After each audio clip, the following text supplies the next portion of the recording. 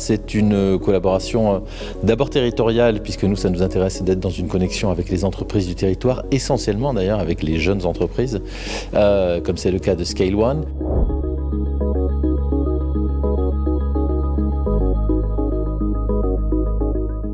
On travaille sur des solutions exploitant les technologies immersives, donc réalité virtuelle, augmentée.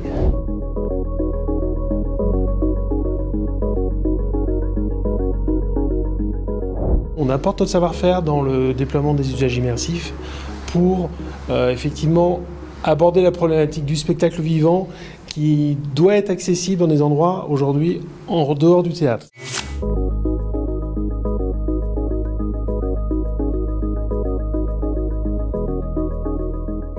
On accueille dans quelques jours une création, c'est-à-dire une première d'un spectacle d'une chanteuse qui s'appelle Rosemary Stanley, sur scène, elle sera dans la salle. Juste à côté de la salle, à un endroit que l'on décidera, ça peut être à côté de la salle, ça peut être à 15 km, ça peut être à 100 km, des personnes qui n'ont pas la possibilité de se déplacer puissent assister à ce spectacle dans des conditions quasi réelles. On va mettre en place, en premier lieu, quelque chose d'assez classique, qui va être une diffusion du spectacle en 360 degrés, stéréoscopié avec lunettes 3D. Et le deuxième élément qu'on va mettre en œuvre, ça va être la téléprésence.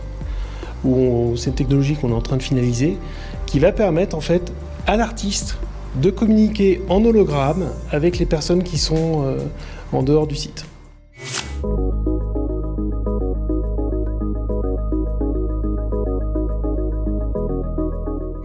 Une des raisons d'être d'un théâtre et de la scène nationale de Saint-Quentin-en-Yvelines, c'est véritablement de rendre le spectacle, l'art, les arts vivants accessibles à tous.